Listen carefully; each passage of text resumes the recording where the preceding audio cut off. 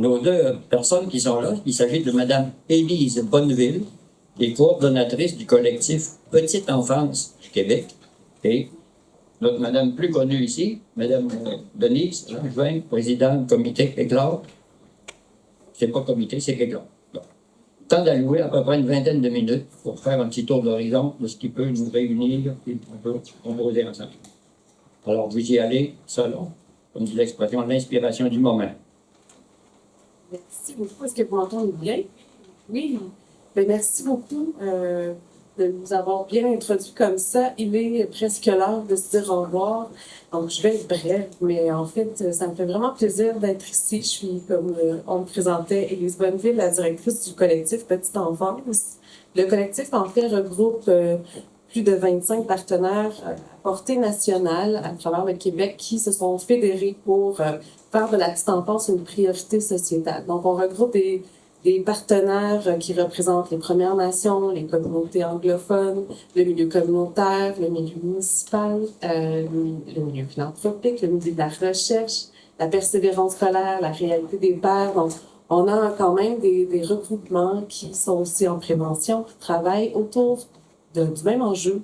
Qu'est-ce qui se passe ici pour Éclore Côte-Nord? On a travaillé ensemble en intersectorialité pour faire de la petite enfance une priorité sociétale. Donc, quand en fait l'événement s'est confirmé, ben, je nous ai invités, le collectif, à venir parler, parler avec Denise un peu, je suis un peu comme le coup passé, parce qu'en fait, on a des priorités qui se ressemblent beaucoup et d'être ensemble dans cet événement, pour nous, c'était important de se connecter à ce que vous faites dans votre région et qu'est-ce qui se passe, comment ça se passe pour vous, pour les tout-petits nord-côtiers. Donc, j'ai dit à Denise et Réal, ben nous, on aimerait s'inviter chez nous. Donc, rapidement, je voulais présenter le collectif, mais en fait, la raison pourquoi on est ici, ben en fait, avec Denise, on a une collaboration qui, Denise plus Éclore Côte-Nord, je dirais, une collaboration du fait qu'il y a des concertations de petite enfance à travers le Québec qui sont représentées au sein du collectif aussi. Et donc, Éclore Côte-Nord, par la voie de d'autres concertations petite enfance, sont connectés à nous. Et puis, quand le rapport de la commission spéciale est sorti, on entendait le message de dire les communautés bienveillantes, comment on les mobilise, continuons à les mobiliser, c'est ce qui va faire qu'on va vraiment agir en prévention de la maltraitance. Et ça résonnait beaucoup avec les objectifs du collectif de dire que la prévention, l'agir tôt, c'est la priorité, c'est ce qu'on met de l'avant. Et donc, on a réfléchi rapidement à l'idée de dialoguer ensemble entre régions pour mettre de l'avant comment on fait pour agir en prévention de la maltraitance. Donc, rapidement, en fait, avec Éclore Côte-Nord et d'autres régions, on a commencé à réfléchir à un dialogue. Donc, vous avez dans votre pochette la synthèse du dialogue ici, d'un premier dialogue entre l'Estrie et la Côte-Nord. Et en fait, pourquoi ces deux régions? C'est qu'en fait, on voyait un leadership porté d'une part par la communauté, comme vous ici, puis en Estrie, il y a un leadership qui est porté plus par le niveau du CIUS de l'Estrie. Et donc, on se disait, quels sont les points de rencontre, quels sont les apprentissages, quels sont les défis, qu'est-ce qui a fédéré toute cette mobilisation autour de l'agir en prévention de la maltraitance. Et donc, on a fédéré une discussion entre l'Estrie et la Côte-Nord pour en discuter, pour voir qu'est-ce qui en ressortait.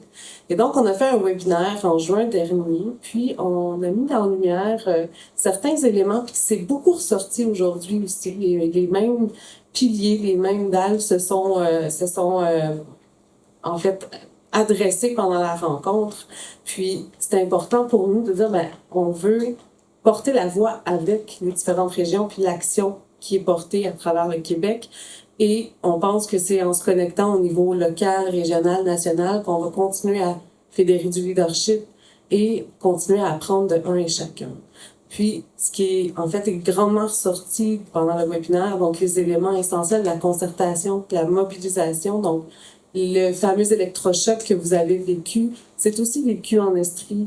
Et c'est ce qui confirme en fait ce que fait dans la mise en marche de l'action ensemble, de la concertation, de la mobilisation. Puis c'est vraiment tout part par les besoins des familles. C'était beaucoup dans les apprentissages qui étaient ressortis pendant la conversation lors du webinaire. Puis ce qui est ressorti dans les 2 derniers jours aussi, on a beaucoup capté que finalement, ce qu'on doit, on se connecte au local, on se connecte à nos capacités, à nos besoins, puis on fait émaner ça dans la capacité d'agir ensemble. Puis les éléments facilitant l'intersectorialité aussi, donc qui est le porteur de bâton, qui est le porteur de ballon, qui est le fédérateur, comment on se concerte ensemble, donc l'intersectorialité, donc tous les leviers qui ont été activés dans tous les réseaux. Puis c'est ce qu'on a capté aussi dans votre région, puis c'est ce qu'on veut continuer à porter dans l'importance de ce qui est à prioriser dans l'agir ensemble, dans la collectivité. Puis on a aussi parlé des défis, les défis de continuer à mobiliser tous les réseaux. Puis c'est pour sortir aussi à travers les 2 derniers jours la place de la prévention, comment ça se quantifie, comment ça se priorise dans les enjeux des concertations, dans les enjeux des politiciens, dans les enjeux de la société, l'agir tôt. Donc en fait, ensemble, on s'est dit, bien, on va capter ça dans une discussion qu'on va continuer à porter avec vous. Puis c'était, en fait, mon intention de, premièrement, vous ramener ce qu'on s'était dit dans le webinaire, puis vous dire que, en fait, on a fait la même chose aujourd'hui et hier. On a été des petites sentinelles à travers tous vos ateliers, à prendre des notes, à capter les vidéos, puis on va continuer à porter la voix avec vous. Donc, ça me tentait de vous le partager parce qu'en fait, ce que je veux entendre, puis c'était la question que j'avais pour donner, c'était que s'est-il passé avec ce dialogue? Je faisais une grande entrée en matière, mais est-ce qu'il y a eu des retombées? Qu'est-ce qui s'est passé? Puis comment on peut continuer ensemble à porter cette voix-là? Ben, la première, est-ce que ça va? Est-ce que vous m'entendez? J'étais proche. Là, est-ce que ça va mieux? Oui. Parfait. La première chose, c'est quand on a accepté de faire la démarche avec une autre région, qui avait finalement une démarche dans son contenu semblable à la nôtre. Il fallait bien que le docteur Pourplan fasse le bilan et son historique, parce que là, présenter ça à un public, puis avec un autre établissement, donc ça nous a obligés à faire tout l'historique de notre démarche collective, finalement. Donc, ça a été fort intéressant parce que on a réalisé qu'on avait fait beaucoup de choses depuis le début, donc depuis 2014 exactement. La deuxième chose, ça nous a donné beaucoup de visibilité parce qu'il y a beaucoup de gens qui ont participé au webinaire et que le webinaire a été disponible, ou est encore disponible, je pense. Ce qui fait qu'il y a des gens qui continuent à le regarder. Ça a été aussi l'ouverture de la porte de collaboration avec le CIS, qui est fort intéressante, notamment la direction de la santé publique. Ça a été aussi, parce qu'on est au terme de notre plan d'action, on va se remettre au travail pour élaborer un plan d'action 2023-2025. Les échanges avec le CIUS de l'Estrie. Ça a été inspirant. Ils font des trucs vraiment intéressants qui pourraient influencer en fait notre plan d'action. Puis ils sont très disponibles pour échanger avec nous. C'était ça les retours. Merci Denise. Puis en fait, est-ce que vous m'entendez? Oui, parfait.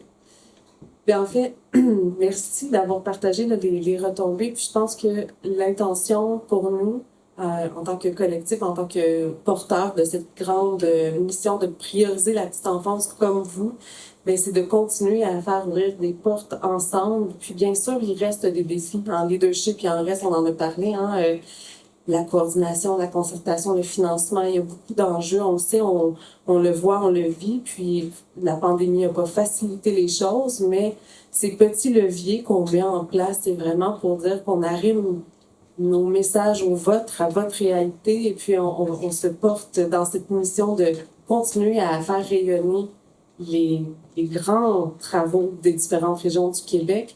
Qu'est-ce qui fonctionne, quels sont les défis pour bien sûr adresser certains silos, briser des silos même entre les régions pour continuer à fédérer cette importance de la petite enfance. Puis je terminerai en fait là, en disant que j'ai oublié de le mentionner en début, mais on est les porteurs de la grande semaine des petits. Puis je pense que ça, c'est quand même important de le mentionner. C'est vraiment ce que les gens connaissent plus du collectif Petite Enfance, mais ce sont les mêmes partenaires qui se sont fédérés de la grande semaine des tout-petits à former un collectif pour dire le plaidoyer de la petite enfance, ça doit se faire à l'année. Donc, on est là, on est un jeune collectif avec un grand antécédent, avec un historique de collaboration, donc on est là pour porter la voix avec vous. Donc, c'était mon petit grain de sel dans votre magnifique événement. J'aurais un petit quelque chose à rajouter. Vous avez une primeur. On va lancer notre campagne de promotion de la bienveillance pendant la grande semaine de Kitty. Ça devrait être intéressant. C'est une campagne de promotion qui va durer 1 an, qui va utiliser les différents réseaux sociaux, évidemment, les réseaux traditionnels, les vidéos on travaille avec Image Expert, parce qu'on n'est pas des experts en la matière, fait qu'on travaille avec une firme qui est spécialisée, là, puis on a un comité de travail de gens qui déclarent et de l'extérieur qui se sont impliqués. Merci.